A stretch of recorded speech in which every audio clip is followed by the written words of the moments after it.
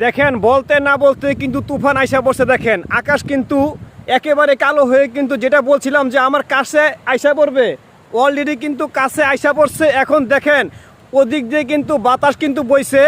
এই যে দেখেন বলতে না বলতে দেখেন শিমুল তুলাগুলি কিভাবে উড়ে যাচ্ছে বাতাসের তীব্র গতিতে। ঠিক আছে, দেখেন আপনাদেরকে এই ঝড়ের মাঝখানেও দেখানোর চেষ্টা করতেছি। ঠিক আছে, প্রায় ঘন্টায় 70 থেকে 80 কিলোমিটার বেগে এই ঝড়ো হাওয়া বয়ে যাচ্ছে। ঠিক আছে, দেখেন যদি একটু তাকায় দেখায় গাছপালার দিকে দেখেন কি যে অবস্থা, আকাশটা একেবারে কালো হয়ে গেছে। এই মাত্র কিন্তু আকাশটা সাদা ছিল, ঠিক আছে, সূর্যও ছিল, কিন্তু সেকেন্ডের ভিতরে সব কিছু উলটপালট হয়ে গেল। দেখেন প্রচুর বাতাস, এখনো বৃষ্টি পড়ে নাই, কিন্তু বাতাস দিয়ে শুরু করছে। ঠিক আছে, যে কোনো মুহূর্তে বৃষ্টি এবং শিলাবৃষ্টি হইতে পারে।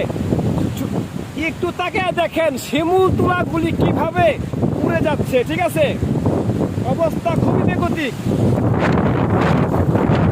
এই ঝড়ের ভিতরে আপনাদেরকে দেখানোর চেষ্টা করতেছি, কেউ ঝড়ের ভিতরে ঘরের বাহিরে থাকবেন না।